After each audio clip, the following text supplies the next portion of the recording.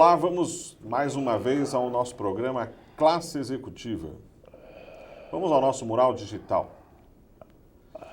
As crises são passageiras. O problema nesse quesito é que o Brasil sempre opta pelo longo prazo.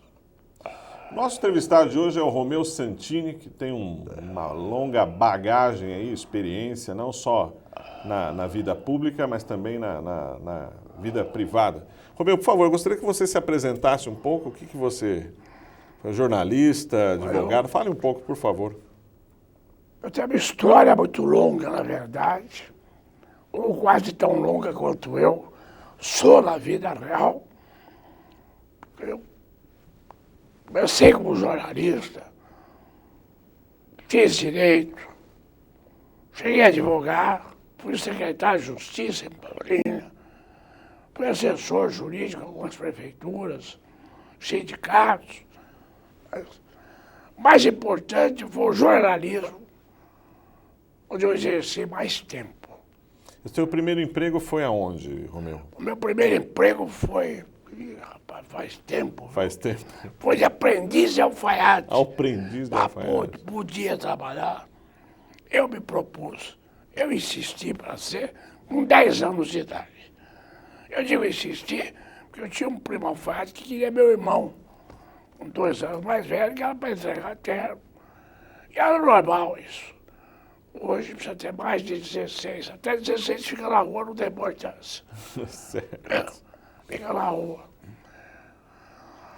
Mas o meu irmão não podia porque estava fazendo um outro trabalho junto com o cunhado. E eu pedi para ser.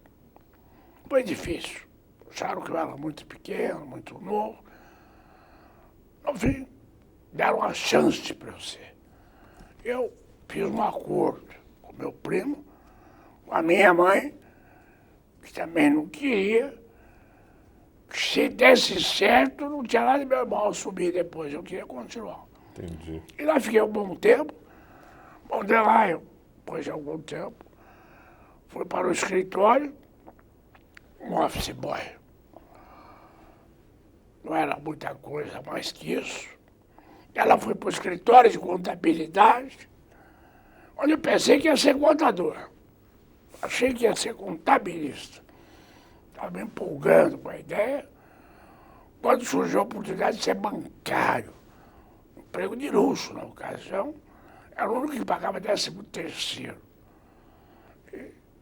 Meu irmão mais velho, amigo do gerente, conseguiu, eu entrei no banco. Decidi, vou ser bancário. Mas não era o que eu queria. Queria mais ficar preso ao horário, assinar ponto. Fingi que estava trabalhando durante o dia para que não houvesse implicância de chefe. Porque parou. Eu decidi sair e tentar a vida. Eu queria fazer alguma coisa que eu não sabia bem o que era, mas que eu queria liberdade de ação. Então, eu pedi demissão, contra a vontade de meus pais, meus irmãos, para susto de muita gente, que era um emprego de elite, eu não tinha 13º Houve salário. uma época que emprego de ser bancário era uma coisa de elite, é verdade. Mas eu parti, tentei vender terreno, não vendi nenhum.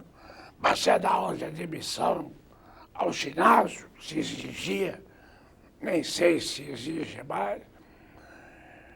Passei a dar aulas particulares de todas as matérias. Era um acompanhamento, era um meio de sobreviver. E com isso eu fui fazendo a faculdade de Direito. Em verdade, ainda não tinha idade para isso. Eu fiz um curso normal. O curso normal era magistério. Pensei que ia ser professor universitário.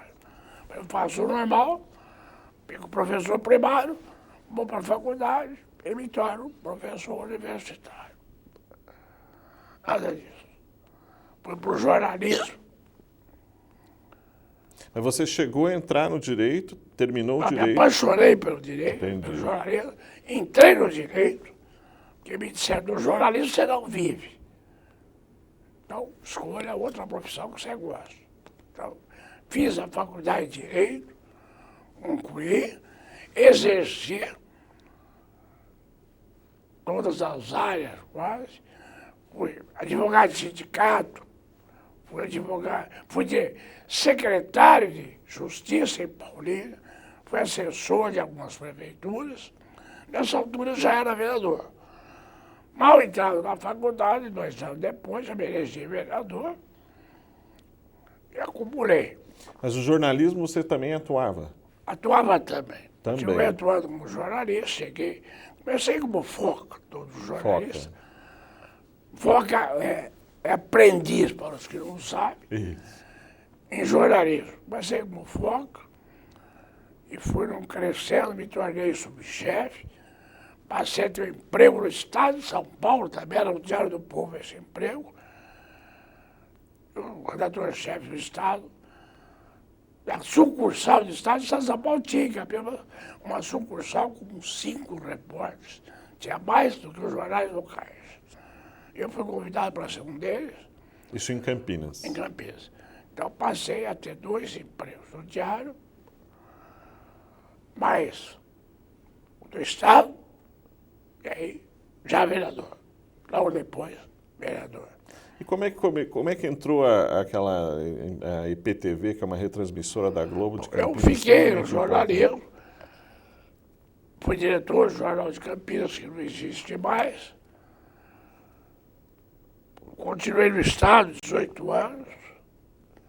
Aí eu voltei para o Diário como diretor de redação. Outro momento da minha vida, que eu estava fora da política. Eu perdi a eleição. Em 68, eu disputei a eleição para prefeito. Ganhei durante 1 ano. Todas as pesquisas diziam isso. Não tinham a tecnologia de hoje. Mas era visível isso. A tal ponto que o Quercia disputou, não para valer, para fazer nome. Ele sabe onde quer que ele esteja, porque ele era meu amigo, ele me contou, foi a primeira pessoa que ele disse, vou disputar a eleição para me promover para deputado federal. Disputou a eleição, nas últimas semanas eu perdi a eleição. Perdi a eleição em 10 dias. Eu era arena. Antes de entrar para a arena, em uma pesquisa que nós fizemos, 70% da população votava na arena. Campinas tinha essa tradição de votar em UDN, de não ser oposição. Mas aí mudou. Em 68 mudou. 2 cidades maiores do estado de São Paulo, Campinas e Santos, na ocasião, elegeram prefeito do MDB. Eu perdi isso. Entendi. Perdi. Aí que eu E como era a gestão pública nessa época, Romeu? Que hoje tem uma onda muito forte aí de que o gestor público ele tem que ser um gerente antes de ser um político. Não é? A gente vê aí uma necessidade muito grande, né? Até uma espécie de cansaço nacional, né? Com a política, o que eu acho um equívoco. Mas como é que é ser gestor nessa época? Ou seja, como é que era você... Como é que era ser vereadora, todo Bom, primeira secretário? coisa era ser idealista. Sim. Ninguém entrava na Câmara. Ou se entrava, nem se sabia dessa pessoa. Ninguém disputava a eleição para vereador com a intenção de crescer na carreira política, de meter a mão, de propina. Não entrava. E o pessoal concorria para ser vereador, para servir no povo. Eu tive a honra de ser vereador com uma Câmara onde a maioria eram meus professores. Eram gigantes em cultura, em competência, em preparo. Homens do bem, interessados no bem-estar da população, independentes. Esses homens ensinaram muito. De lá para cá, a Câmara foi caindo de nível e hoje você entra na política para saber quanto vai levar de vantagem. Essa é a verdade. Naquele tempo não tinha isso. Não se negociava com o prefeito. Claro que havia base, havia oposição. Claro. Tudo bem, é normal que haja. Afinal de contas é política, né? Mas não era essa coisa horrorosa que é hoje, que às vezes eu nem gosto de falar que eu fui político, mas que não pense que eu estou nesse bolo, essa vergonha que é hoje. Hoje o vereador é submisso ao prefeito. Pensa por aí. Os da base. E os outros são radicais de oposição com que eu não concordo. Eu fui um vereador da base, muitas vezes. Mas quando eu não concordava, eu ia lá na prefeitura e dizia ao prefeito, não concordo. Dá para mudar essa parte? E dava, mudava. Se não desse, eu ia dizer, bom, não mudou, eu vou botar contra, vou falar contra, vou exercer o meu direito de ser contrário. Hoje não existe mais isso. O vereador dá uma entrevista, o prefeito desmente ele publicamente. E fica por isso mesmo, mas também é uma troca grande de favores. E dentro É uma troca grande de favores. Nessa época que você foi vereador, secretário, ou seja, você obviamente teve contato com excelentes prefeitos numa região importantíssima como a região de Campinas. O que você vê de diferente hoje no gestor da prefeitura, ou seja, nos prefeitos que você vê por aí? Ou seja, o que está faltando? O que eles têm de qualidade? Dá para resgatar algumas coisas do passado? Do passado é o seguinte, os candidatos a prefeito queriam administrar a cidade. Não estavam com a intenção de fazer carreira política. Houve até quem fosse mais longe, disputando outras eleições. Mas cada um disputava a eleição de prefeito para ser prefeito. Hoje não, ele disputa a eleição de prefeito, no dia seguinte ele começa a pensar na reeleição. E havendo a reeleição, na reeleição ele costuma pensar no próximo cargo que ele vai disputar. Essa é a realidade. As malditas coalizões. É impossível coalizar com 30 e poucos partidos. Isso é uma aberração. Aberração. Não pode, não dá para certo. Não dá certo. Quando o Marechal Castelo Branco acabou com 13 partidos, eu fiquei bem bravo no dia. Eu pensei bem, falei, mas é muito mesmo. Com 5, 6 resolve. Claro que eles cometeram o erro de criar um partido do sim e do não. Eles criaram os dois partidos. Você vai para cá, você vai para cá. Arena e MDB. Era o sim ou não. Absurdo. Mas o Brasil não comporta mais que 5, 6 partidos. Michel Temer disse isso outro dia. Mas disse assim, meio com medo de falar. Michel Temer não é uma raposa velha da política que falou, com medo de falar na televisão, mas falou. Impossível coalizão, tem tantos partidos. Teria que ser 5 ou 6 no máximo. Entendi. Agora, cada partido que é criado é mais um ministério que se cria. Isso, obviamente, atrapalha a gestão Isso pública. atrapalha a gestão pública, isso representa pensamentos desiguais, ideologias, se é que há, desiguais, negociatas maiores e, consequência, má gestão. Entendi. Mas a Dilma já entrou pensando na reeleição e assim acontece com todos. Todos os prefeitos já estão fazendo, já estão desde o primeiro dia do mandato fazendo campanha para a reeleição. Pelo menos é também o que acontece em Campinas. Sou amigo do prefeito, apoiei esse prefeito, abri mão, renunciei ao partido que eu pertencia, já que não quero mais fazer parte de partido nenhum, mas eu renunciei, saí do partido para apoiar o Jonas Donizete, Entendi. por acreditar que ele era melhor na ocasião, e continuo achando. Entendi. Continuo achando. Mas tem uma coalizão lá hoje, todo mundo manda nele também. Entendi. Todo mundo manda no Jonas. Ele não pode contrariar ninguém. Então, tal como a Dilma, ele vai fazendo concessões. Entendi. Então isso vem lá de cima, passa pelo governo estadual, municipal. A política apodreceu. Se esses caras, se esses corruptos todos, não forem punidos devidamente, tchau para o Brasil. Muito Tchau. bem. Bom, vamos fazer um breve intervalo e voltamos aqui com o Romeu Santini. Já já nós estamos de volta.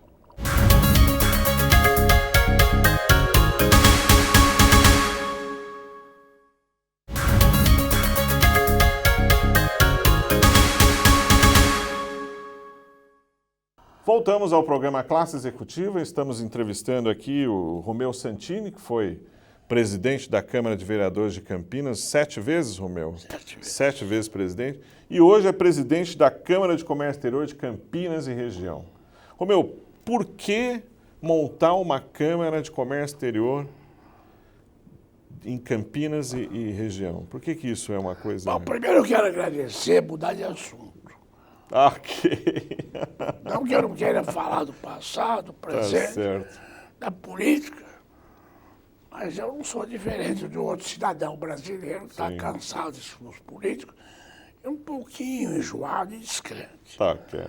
A Câmara de Comércio, o seguinte, eu fui secretário, primeiro como presidente da Câmara, muitas vezes eu recebi delegações estrangeiras, mas precisa de cordialidade. Sim.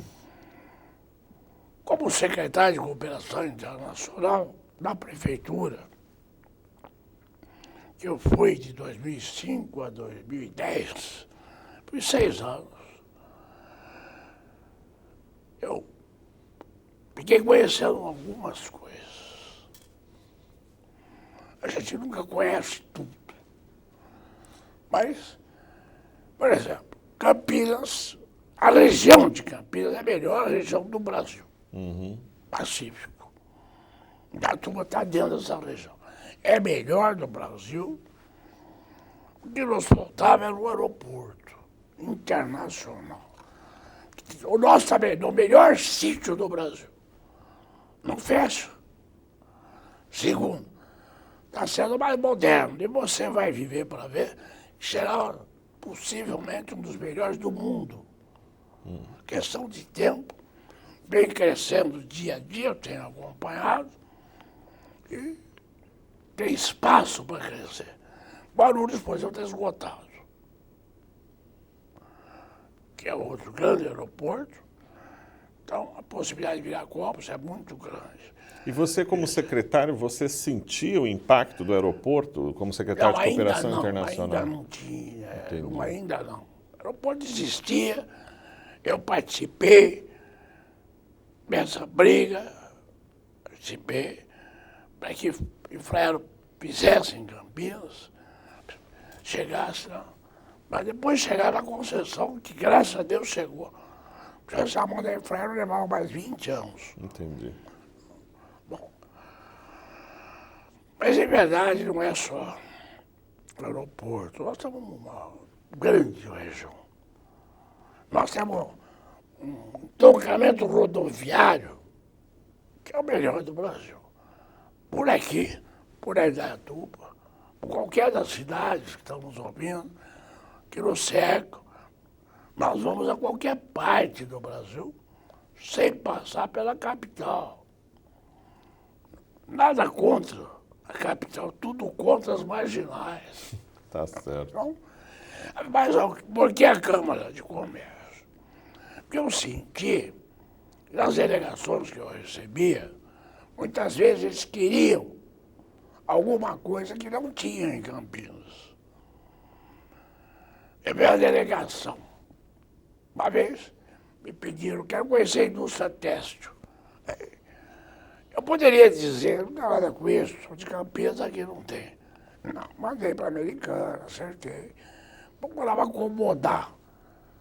Mas ainda não era ideal. Eu percebi um probleminha sério, que eu cometi também.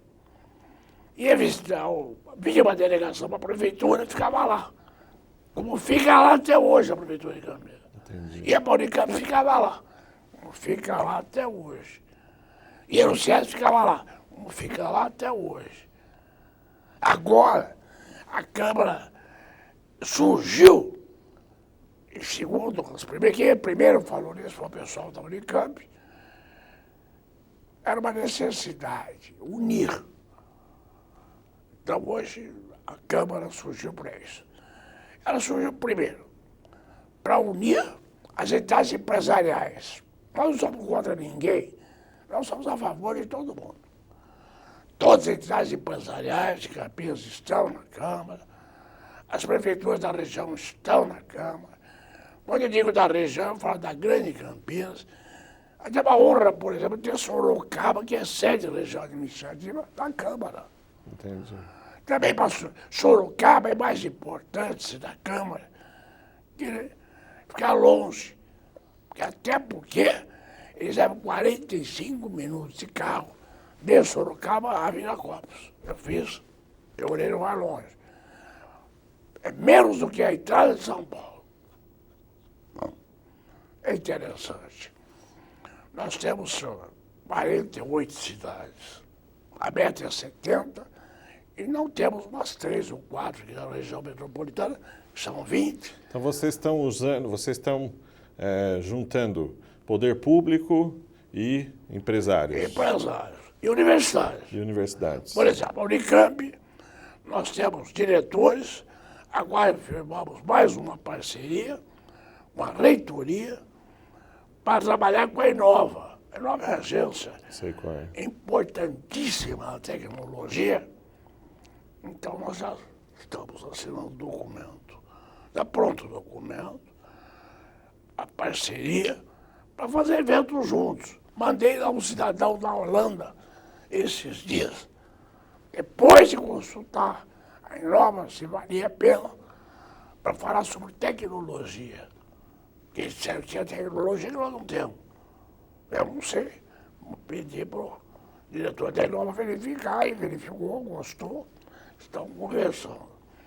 O objetivo nosso é unir, não só em Campinas, entidades, todas as representativas, não só a cidade de Campinas, como as 48, vamos chegar a 70, se Deus quiser, porque é um raio de 150 quilômetros que nós fizemos, para que haja uma união. Nós temos um banco de dados em andamento.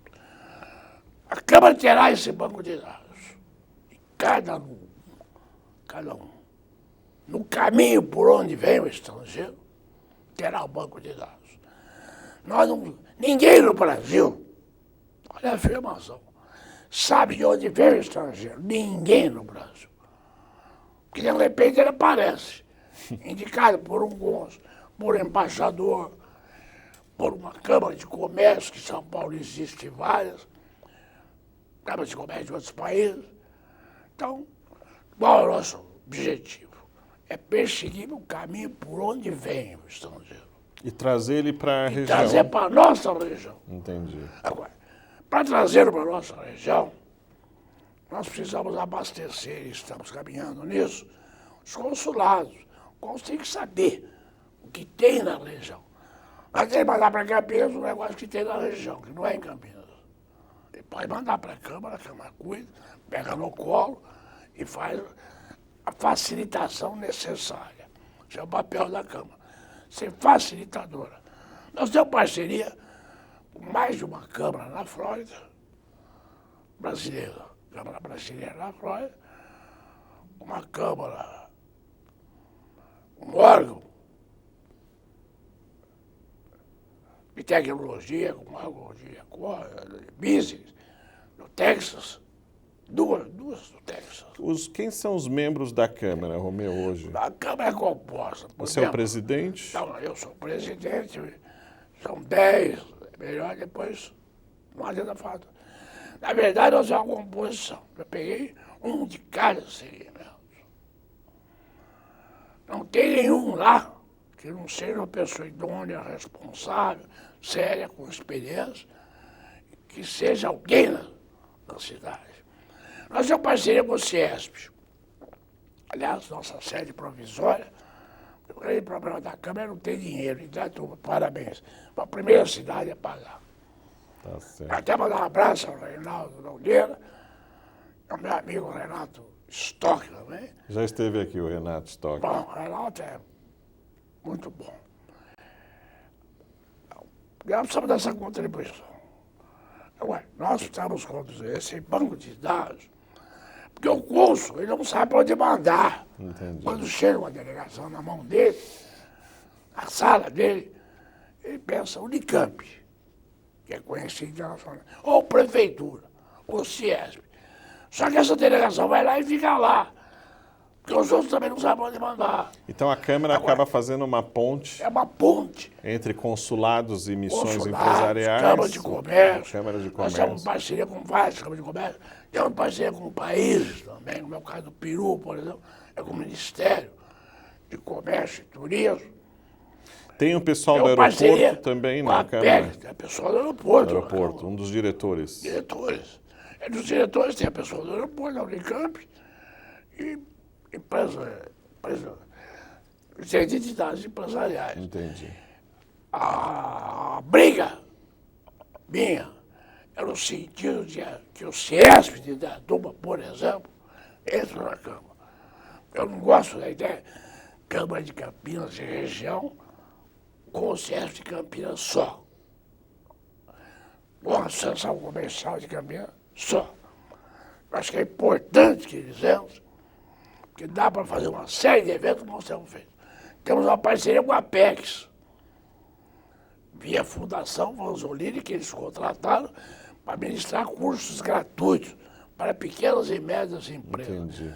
Eu imagino, nós já fizemos umas 10 eventos em cidades, eles estão trabalhando em umas 10 cidades, levados pela Câmara. Levados pela Câmara de Comércio. Esse é o papel.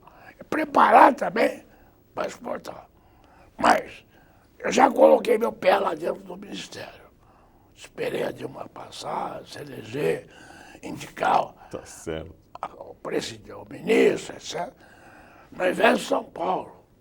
Tem agora, dia 23, um evento com o Canadá. Nunca o Canadá esteve aqui na nossa região.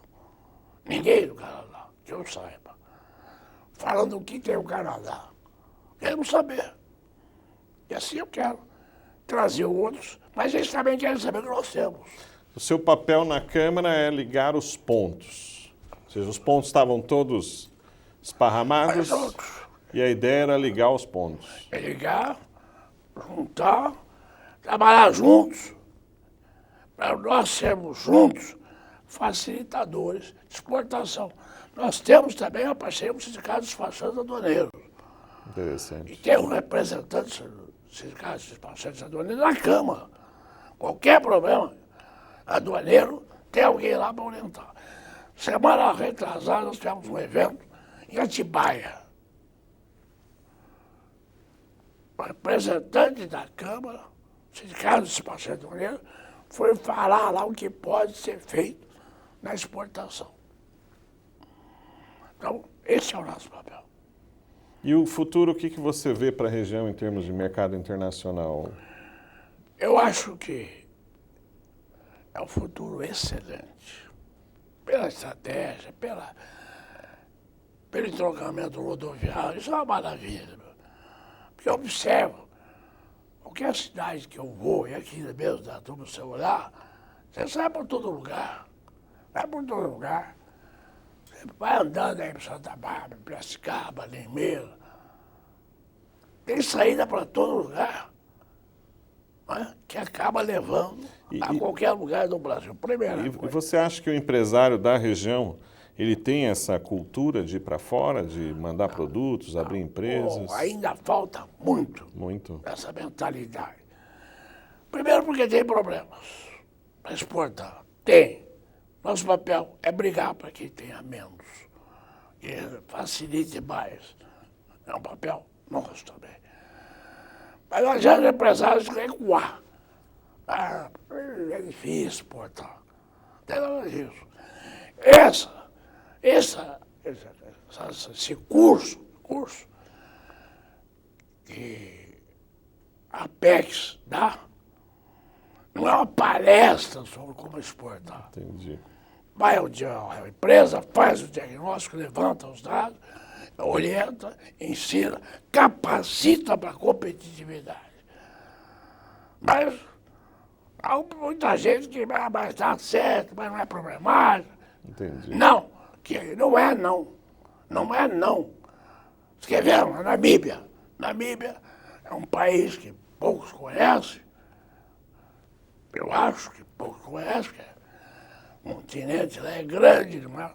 Essa Namíbia não é um país que todo mundo conhece. Né? 2 milhões e meio de habitantes. Pequenininho. Só que ela tem um porto que serve a 10 países, o que transforma em 350 milhões de habitantes. Entendi. Sabe que a Namíbia não tem nada de alimentos. Entendi. Comprar qualquer coisa de alimento e de remédio. Muito bom. Nós temos aqui para vender. É só querer vender. Tá certo. Bom, eu queria agradecer, Romeu, sua presença Obrigado. aqui. Foi uma conversa bem esclarecedora sobre os objetivos da Câmara e do potencial da região. Eu queria muito, novamente, agradecer sua presença aqui. Eu que agradeço, desejo sucesso aí da... Obrigado. E a você, particularmente, precisa pertencer à Câmara. Não, isso eu já farei isso. Fique tranquilo. Obrigado. Bom, mais um programa Classe Executiva. Um grande abraço a todos vocês.